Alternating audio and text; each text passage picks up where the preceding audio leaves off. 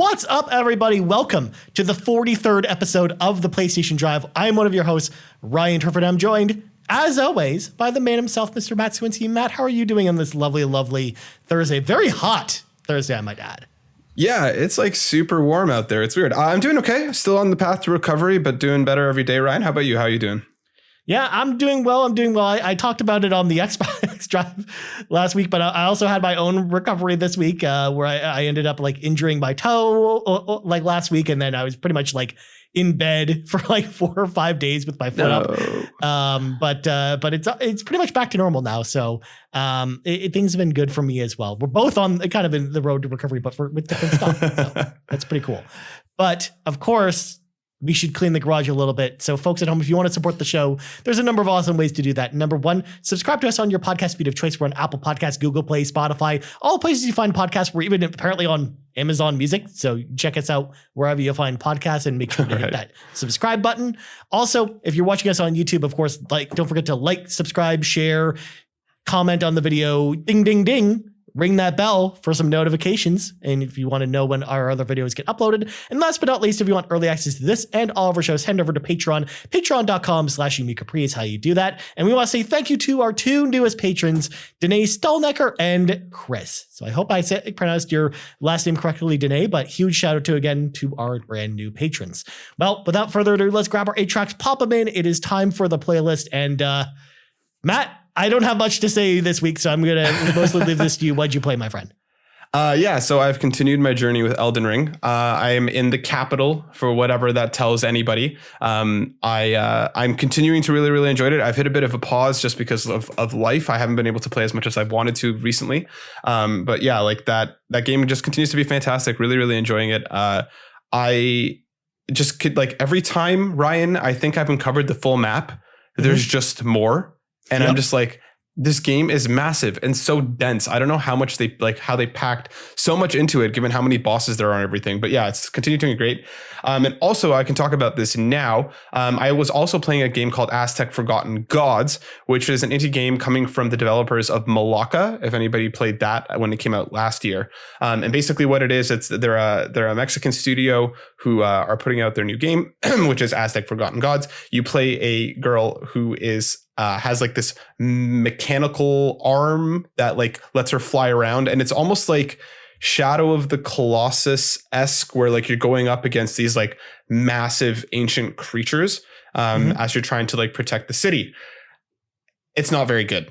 It really disappoints me to say. Like, the art style is super, super cool, but the graphics are look incredibly dated. I had a number of technical issues. The overall flow of the game is just like walls upon walls upon walls of text, and then one boss fight where like the controls aren't ever as smooth as you want them to be. The combat doesn't feel like there's no impact to it. Like, you don't know when you're actually comboing properly and stuff. Like, when you go to do an attack, there's like a quick time event that pops up, and you're supposed to hit, attack again within a certain time frame to be able to like continue the combo. But like, that time frame is so tiny, and like they have like an upgrade path, but you can pick things whenever you want from that path. Like, you don't have to follow the actual path. There's just like a number of like really strange design choices that like I really, I remember looking at Malacca a lot, and I didn't get the chance to play, but I always heard good things. So when, at the opportunity for Aztec came along, I jumped on it. And just, I couldn't even finish it just because I paid about like 5 or 6 hours of it. And I'd probably gotten like 75 to 80% of the way through the game. And I just put it down because I just wasn't enjoying my time with it. So that it's disappointing, but it is what it is. We'll have a full review going up on Burnout probably next week. I'm just catching up with a lot right now in terms of editing and stuff. But yeah, shout out to that development team for sending over a code. I can't remember if it was Stride but with the PR company, I will also make sure to update that as well. But yeah, shout out to them for sending over a code. But yeah, this one for me, it's a pass. But I know other people have been enjoying it, so yeah. But that's it for me. Oh, that sucks, man. I know it sounds like you were really looking forward to this game, but it just doesn't sound like it really delivered a fun experience. But yeah, go listen to Matt's review when it comes out sometime soon. As for me, honestly, this week has just been left blank because, again, mostly I was laying in bed with my foot up. I brought my work laptop kind of in bed with me while I was, doing my job. But for the most part, I wasn't in front of my TV. So it makes it real hard to play your PlayStation 5 if you're not in front of your TV essentially most of the day. Because I only really got up for like essential stuff for the most part. So because normally you'd be like, oh, perfect, Ryan, you're kind of bedridden anyway, so that's the perfect time to spend a lot of time playing games. But not this time. I mean, I did play a lot of games, but unfortunately they were all on Nintendo Switch because I did play a lot of Triangle Strategy this week. I talked about that on the Xbox Drive.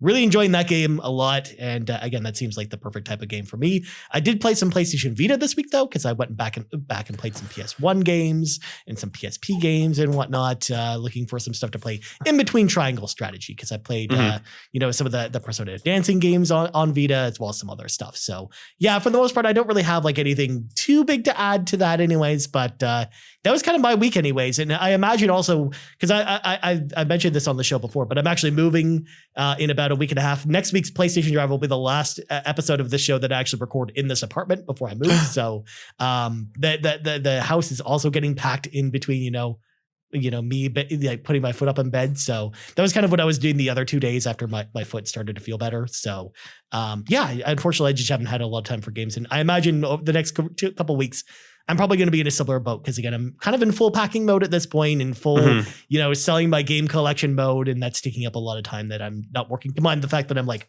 working 6-day weeks at my job. So yeah, it's a lot of time outside of work. But anyways, I'm slamming the brakes on this conversation, Matt, because it's time for some breaking news. And it was actually a bit of a slower news week this week. We did get a couple of stories that came out this morning. But I want to talk about some of this stuff that we got. But at least in the world of PlayStation, not a huge week or anything like that. Let's talk about Elden Ring again, though, Matt, your favorite subject in the whole world. Because Elden Ring, we knew that this game was going to be was selling well because NPD put out a report last week talking about how Elden Ring, in its first 2 days, had become the second highest selling game in the last 12 months, only behind Call of Duty. And Bandai Namco just released the final numbers. 12 million copies of Elden Ring have been sold worldwide. That's a huge number for a Souls game. I mean, even though, for comparison sake, Dark Souls 3 ended up selling 12 million copies, but it took 4 years to get there, whereas Elden Ring did it in less than a month, which is just crazy to think about. So, Matt, what do you think about the giant success of Elden Ring? Because, I mean, I'm also seeing a lot of people, both in the Discord and my Twitter timeline and stuff, playing this game, like people that I normally wouldn't associate with this type of game, including you, Matt. So what do you think about this? Monstrous. Absolutely monstrous. 12 million is a massive milestone for like any game. Usually, you get your Halos, you get your Uncharted, you get your big games pushing, north of 10 million. And the fact that Elden Ring has done it so quickly is just a massive testament to, I think, the build that FromSoft has been doing, game to game. Like, the word of mouth around FromSoft games is always high when they come out, even though like a lot of people may not jump into them in terms of like, the general gaming crowd, but it seems to me that like Elden Ring is really their kind of breakout moment. The fact that it's selling this well, the fact that, people are streaming it a lot, even like you mentioned, people who don't usually mess with FromSoft games are getting into it just because I think that open world design, regardless of the game's difficulty, because it is difficult, I just think that the freedom to kind of explore and to kind of do things at your own pace, I think just, brought a lot more people in. So I'm curious to see whether the open world is going to be the new kind of FromSoft, staple kind of going forward, or if we're going to go back to a more Sekiro or, Bloodborne-esque, more like, a bit more of a linear style, or if they're going to keep up with this. But this is huge. That just means that, like, in this first month, they're already hitting 12. This game is probably going to continue to sell like wild as people get more into their Series X's and more into their PS5s as they become more readily available. I'm sure people are waiting to play this on next gen, and I'm sure it'll continue to sell all around. But what about you? What do you think? Like, this is monstrous. This is huge. Yeah. First of all, I think you brought up a good point there. I think like this is the type of game where the kind of like something like Grand Theft Auto or Mario Kart kind of fits into this category, or Spider-Man Miles Morales on PS5 specifically is the type of game where as soon as you buy a PS5, you're going to be buying this game probably to go along with it. If you're a new, console owner, like I suspect it's going to be one of those cases, which I think, to your point, I think is going to catapult sales for this even way higher than what we're expecting now. Like, I wouldn't be surprised if by all accounts, by the time like 3 or 4 years roll around, like this is a 30 million seller at this point. Like I think it can definitely get there, especially because again, like to your point, like I don't think everyone wanted to. I think there are definitely people on the fence with this game because of them not being able to upgrade their current gen hardware. Although I will say there were a ton of Xbox Series X's available over the weekend, so I know a lot of new people joined the current gen ecosystem anyways, with a lot of Xboxes being available, like especially in Canada, because I think like they were available in Canada for like 2 days straight, like without them selling out. So I think a lot of people actually jumped into this current generation recently, and I think that's just helped Elden Ring sales. So yeah, I think this is a huge number for any game, let alone a FromSoft game. And yeah, like I think that, 30 million units isn't like out of the realm of possibility. Like this also kind of reminds me of Red Dead in a way, where Red Dead 2, it came out, like it had similar sales numbers out the gates, and it had a lot of strong momentum, both with reviews and, people talking about the game. And again, I suspect this might not do Red Dead 2 numbers, but I think it'll be close, which is something I never expected to say about Elden Ring, going into it. Because again, it is a more niche genre, but you're right. Like the open world, I think really helped bring people in who probably wouldn't have played this game otherwise, because of how it changes the combat. It does make it, even though the game isn't any easier, I still argue that it makes the game, more approachable for most people anyways. So yeah. And I think there's just like also outside of like, the kind of, here's the room, you have to fight this boss. A lot of the field bosses, like you can find creative ways to kind of solve the problems and stuff. Like it isn't just run at it until you get sick of it. So yeah, I think you're right. And I think that this is going to have legs for a while. I'm curious to see what the final numbers are going to look like. Yeah, for sure. All right, next up, this news story will be irrelevant by the time you're listening to this, but I wanted to bring it up anyways, especially because we actually got a question about it. And that is at 5 p.m. today, the day we're recording this, but this will be in the past by the time you're listening to this, the Hogwarts Legacy State of Play is happening. It's going to be a 20-minute showcase for the game, including 14 minutes of gameplay and then some insights from the developers over at Avalanche Studios. I imagine this is where we hear the release date for Hogwarts Legacy as well, because they have, like WB's been saying for a while, like they're adamant that this game is coming out this year. So I imagine that they'll announce, a November or a September release date for this, because the next news story we're going to talk about is actually another WB game. So I don't expect them to both launch in the same month. But you'll already know what we have to say about this. But I wanted to talk about this a little bit because Court Lalonde at Court Lalonde over on Twitter asked us this question. Are either you excited about the State of Play showcase for Hogwarts Legacy? So Matt, is this a game that you're excited to see anything from? What do you think about this State of Play?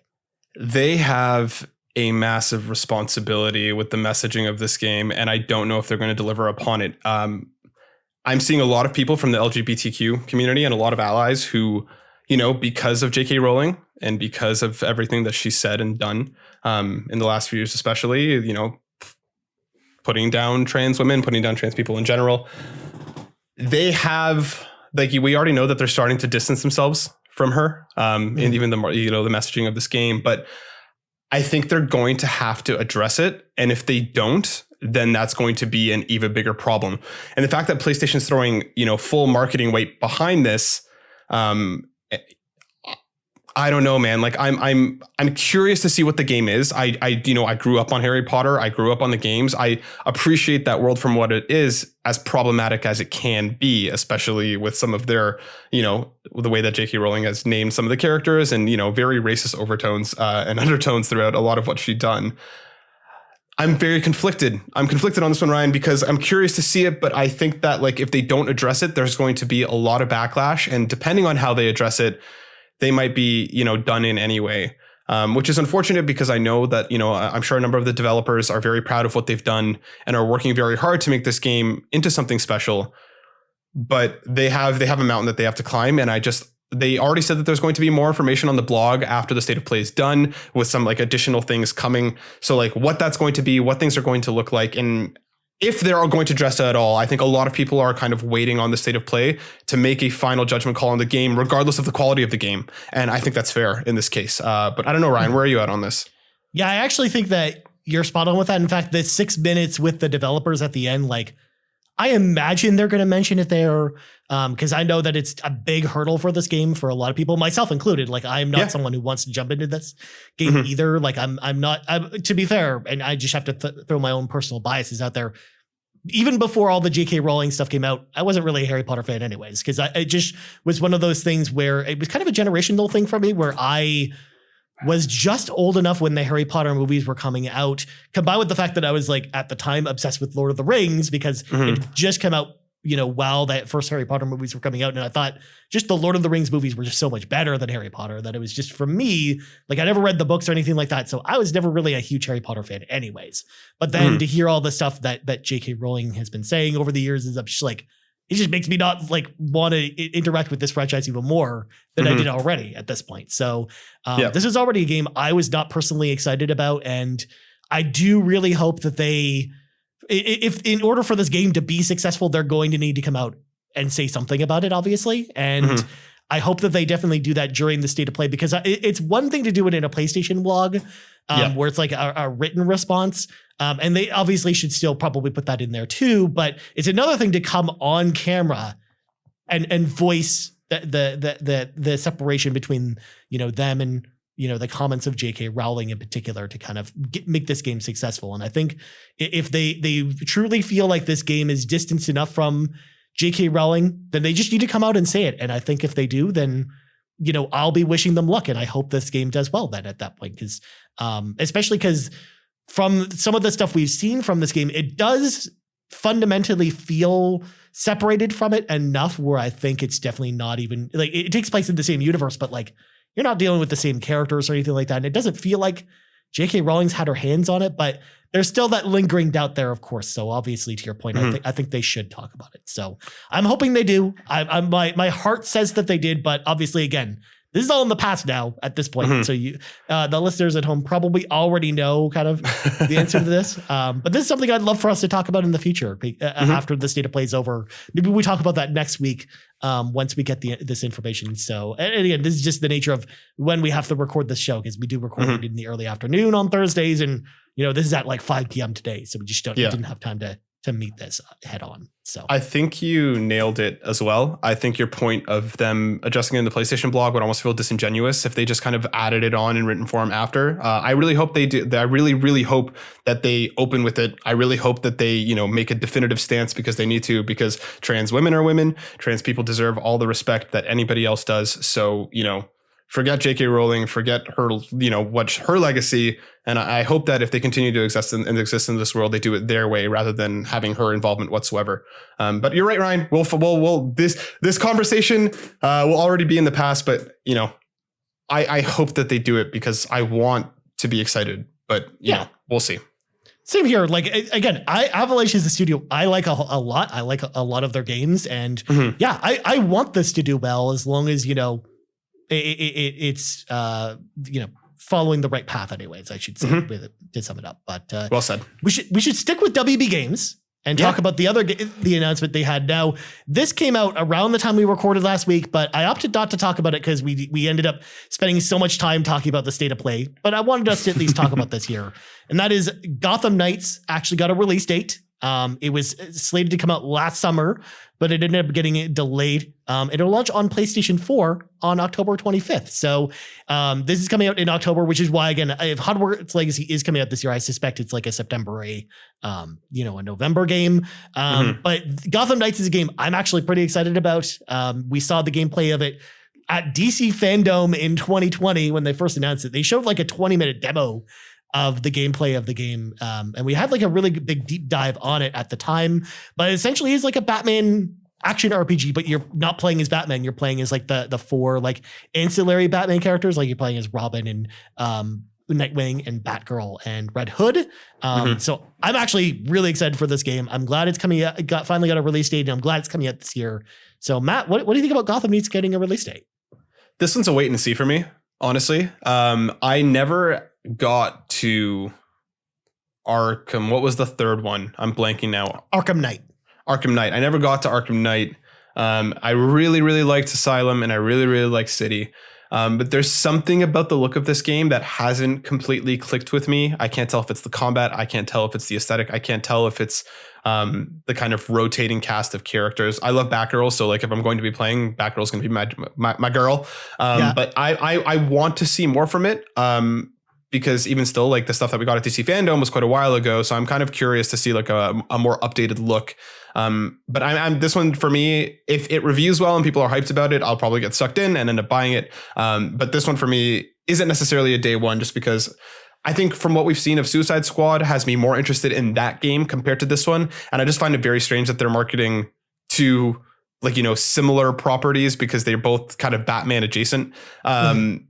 At the same time. But again, I'm curious to see more of this. Rocksteady is, as we know, a fantastic developer. So I'm curious. I want to hear more. I want to see more before I kind of come down on if this is a day one or not for me. Well, the weirder thing too, Matt, to your point, is that this game, Gotham Knights in particular, doesn't even take place in the Arkham universe, whereas Justice League killed or Suicide Squad actually takes place in the Arkham universe, because again, that game is being developed by Rocksteady and takes place in that universe, whereas this is being developed by WB Montreal, who did Arkham Origins, and this one, they've already come out and said it's not part of the Arkham universe at all. So they are two separate things, which is why I think they're marketing them the same way. But they were both supposed to come out this year, but with this game coming out in October, because this was always supposed to come out before Suicide Squad. I actually don't think Suicide Squad's coming out this year. And we had that report saying that it had been delayed, but WB hasn't come out and said it's been delayed to 2023 yet. So we're still kind of waiting confirmation on that. So yeah, I don't think they'll be too close together, but they're made by two different studios and they're going to feel different. And like your point, I'm excited for this because like we're finally going to have a Batgirl game, which is like, I'm super stoked to be able to play as her in a game. She was also in DLC for, Batman Arkham Knight, she had her own mission there, but like I wanted to be able to play like the whole game as her. And I'm very excited to be able to do that in a game. I think that's really, really, really cool. But even like other characters look like they're going to be pretty cool. Like even being able to play as, Nightwing in a full game, or Red Hood, I think is going to be really interesting.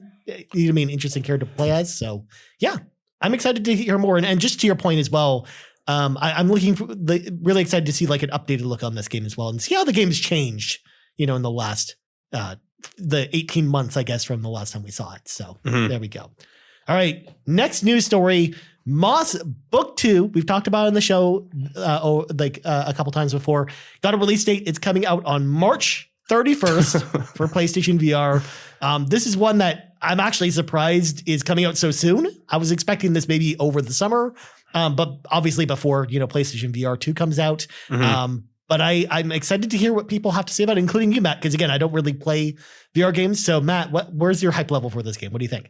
I'm super stoked. Again, I'm a little bit surprised at the release date because it's just kind of, it's coming out in 2 weeks, basically. They had announced, spring 2022 towards the end of last year. So we knew it was coming in the next couple months, but the fact that it's turning around so quickly is a welcome surprise. This just means that I really need to play Moss. It's been on my backlog forever. I bought it at full price a long time ago, and I just never got around to actually playing it. So it is now on my agenda to play in the next couple of weeks because the game looks adorable. Book 2 looks like it's doing a bunch, to take the narrative and to take the experience into, a whole nother level. So I'm super stoked on this. I'm excited to play it when it comes out. And yeah, I can't wait, dude. But again, I just can't believe how stacked the beginning of this year has been as things get added in more and more. Moss Book. I hope people jump into Moss Book 2 because I think those developers deserve that. Yeah, I think it stands on its own because it is a VR game. Whereas definitely if it was a non-VR game, I think it would be a tougher sell during that week, because the week before we got, Kirby, Ghostwire Tokyo, and Tiny Tina. So it's like, those are all three of those games, by the way, are coming out on the exact same day too. So it's just like combined with every other game we've had this month. Like I keep forgetting like Persona 4 Arena Ultimax just came out last night. And then there's like Phantom Breaker Omnia that just came out as well, which is another fighting game. And then just like, oh man, there's too many games right now. So luckily it does have the fact that it's a VR game kind of going forward. And I do hope that it leads to people checking it out. It'll probably end up being like next, especially because it's launching on the 31st, it'll probably be like next month's most downloaded PlayStation VR game, I would imagine. So yeah, I hope it does well. And then last news story kind of came out of nowhere because I was not expecting to hear about this game anytime soon, because we had heard rumblings that Supermassive, the developer behind like the Dark Pictures anthology and then Until Dawn, was working on a new game with 2K as opposed to Bandai Namco, but apparently they have a new game that's coming out called The Quarry. It's about 9 protagonists at a summer camp gone wrong, and it's apparently coming out on June 10th. That seems crazy to me that they're doing another game that's coming out this soon after House of Ashes and before the next Dark Pictures anthology game, which is supposed to come out this fall still. I mean, Supermassive is just cranking out games. So Matt, what do you think about this one? I think it's cool. I think the trailer looks really cool. It has a stacked cast. You have like David Arquette from Scream, Ariel Winter from Modern Family, Justice Smith from Detective Pikachu, Brenda Song, who's in Dollface but was also in Sweet Life. Like they have a massive cast behind this. I'm surprised as well, the fact that this is coming out before the end of the anthology. For me, I would have kind of thought that they were going to, wrap up their Dark Pictures anthology before they, start, working on anything new. But again, it's coming. So it basically is going to be your teenage counselors at a summer camp and things go horribly awry. They're going to have relationships, friendships, and flirtations, apparently, that you'll be able to decide in classic Supermassive style who lives, who dies, and who gets together. The thing that I'm really excited about is that, they're going to be able to invite up to 7 friends. Where each person can take control of a counselor, or you can vote all together, because that's actually the way that we played Until Dawn. We all got together in my buddy's basement and we basically picked a couple characters and shared the controller when it was our turn up. So to have this kind of actually baked into it right from the get-go makes me excited. I haven't been I haven't checked out much from the Dark Pictures anthology outside of the first one, but The Quarry looks up my alley. The cast looks awesome. And I think that, coming in June it's a perfect time to kind of, hang out with some friends and then do some horror creepy stuff, Ryan. But what about you? What do you think? Because I know you were a fan of some of the Dark Picture stuff that we've gotten so far.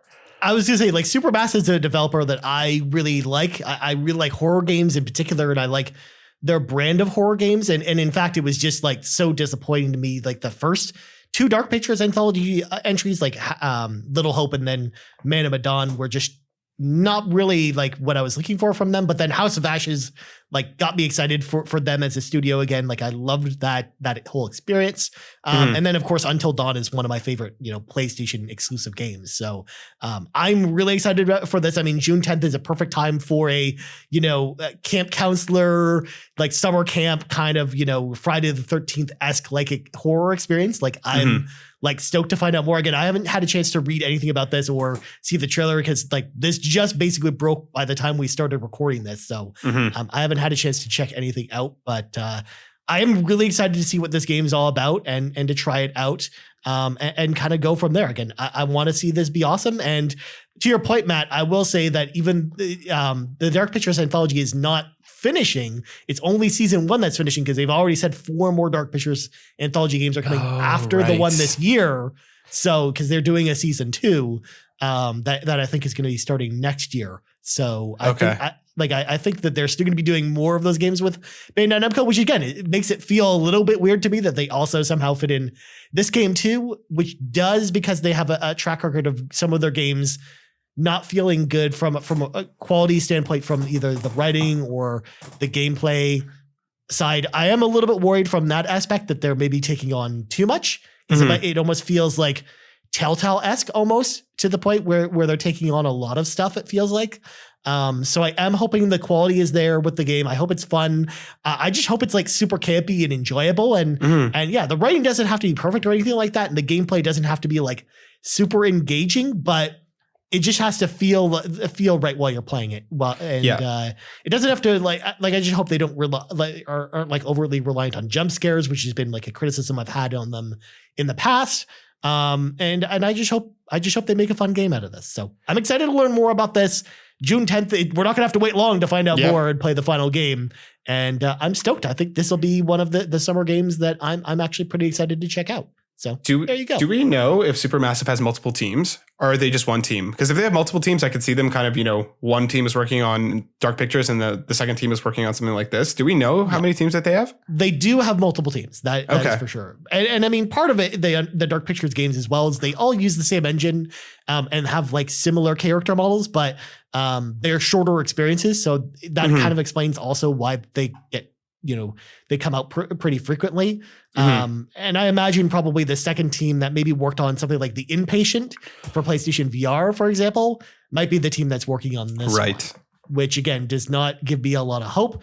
But at the same time, again, the concept sounds cool. So as long as they nail it and it's not you walking in a straight line for 3 hours with a flashlight like in Little Hope, like I think you're going to have a fun experience with this. So I'm excited to learn more, and I guess we'll find out soon. But let's let some of our friends into the car with us. It's time for the carpool. We only got one question this week, and it's going to be a bit of a shorter week this show, folks. We got a question from Seamus McIsaac at Famous Seamus, who asked us a random question, Matt. What is your favorite and least favorite boss fight in video games? So can you think of like a boss fight off the top of your head that you don't like in particular?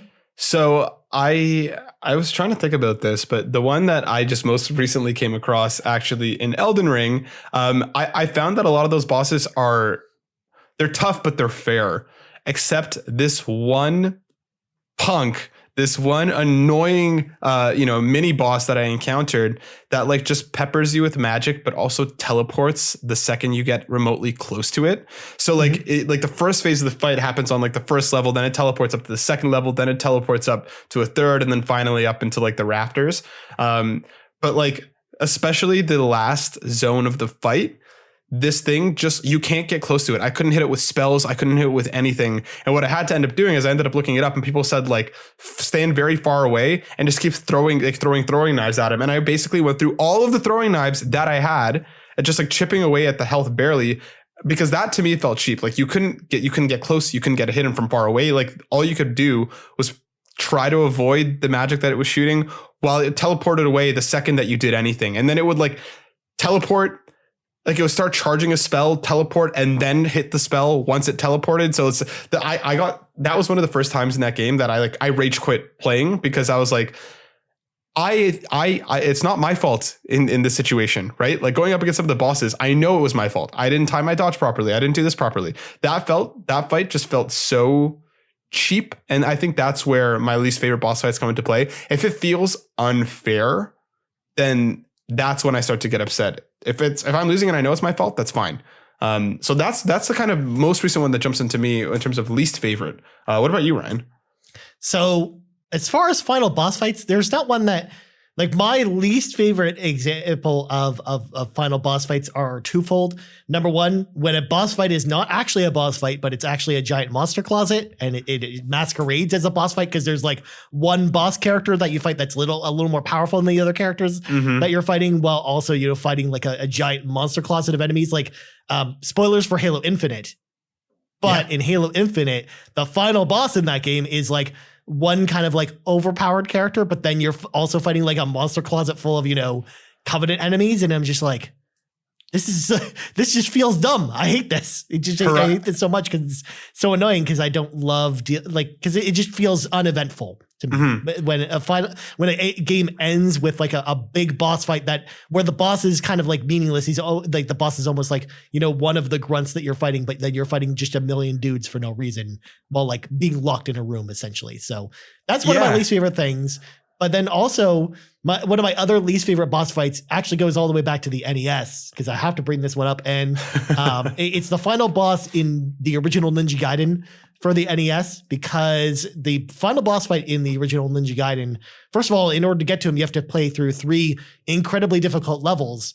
And normally if you die on those levels, you just start kind of at a checkpoint in that level. But when you get to the final boss has 3 different stages to him that like, he basically almost has like 3 full health bars, and then each stage is like harder and harder as it goes on.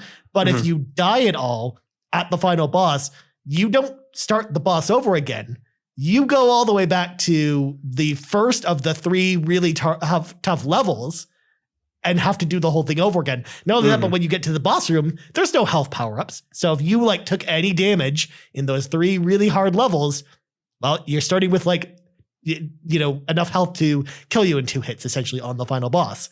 So not only can you not kind of practice on him and kind of get better at the boss by, trying again, but it just keeps sending you back every time you die at him, and he's really tough. So it's just like, it just breaks my brain as to like how annoying that boss fight is, because it's so like poorly executed. Again, it would just be so much more satisfying if you just started right back at the boss, unless of course you had to use a continue. Then I can understand sending you back, but sending you back when you die at all is a big problem with that game. So it's one of the reasons why like most people as a kid never beat that game for that reason, because that boss is so tough. I've done it a couple times, but it's really, really challenging and annoying in all the reasons. But Matt, do you have a favorite boss fight in a game? So very quickly before we got that, you talking about like the overpowered enemy in Monster Closet, just Horizon Zero Dawn had that final boss fight, and I just played it a couple months ago, and that drove me nuts. That drove me nuts because it was just one overpowered enemy and then a ton of smaller enemies running around.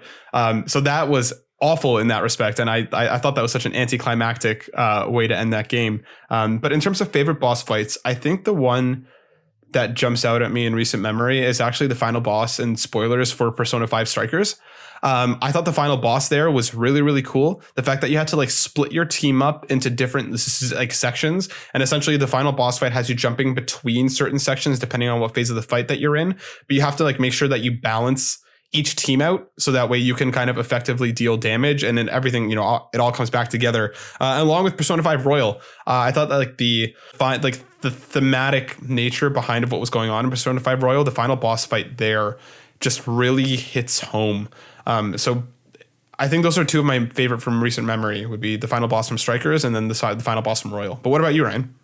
Nice. I mean, one game that comes to mind when I think about, really well-built boss fights is Shadow of the Colossus, because that entire game is just all boss fights. And one of my favorite fights in the entire game is actually one of the early bosses that you fight in that game, which is actually the bird boss. Basically, there's this giant bird that you fight over this giant lake. And basically what you have to do is you have to attract the bird's attention. So he swoops down and then you jump on the bird's wing. And then basically you're climbing from wing to wing and kind of stabbing its wings. So to basically kill it while it's like doing like barrel rolls in the sky, trying to knock you off of it. Between the kind of the sweeping orchestral score that goes on while you're doing the boss fight, combined with the fact that like just looking over your shoulder, just seeing kind of the ground below you and kind of how fast you're actually flying on this bird, like all the aspects of that boss fight just feel like the perfect mix of a boss fight for me, where it's not like, again, it's not too challenging, but it's also not too easy. And it's also not overly complicated. And I just love the entire presentation that it gives you while you're doing that boss fight. It also just makes you feel really powerful as well doing that boss fight as well. So I really enjoyed that. But then again, a lot of my older ones, I just love, older boss designs from older games, especially like NES games and stuff, especially the Mega Man games in particular, because I love a lot of the bosses you fight in Dr. Wily's castle, and there, specifically the classic monster, the rock monster in Mega Man 1 and Mega Man 3, where he basically basically shoots at you in like multiple pieces, and you have to like dodge the pieces until he like forms into this big monster, and then you have to shoot like his weak point, and then he like splits off again, and it's this whole dance you kind of have to do with that boss. And then MMO bosses are some of my favorite bosses of all time. And there's been a lot of really good ones, so I can't really choose just one, unfortunately.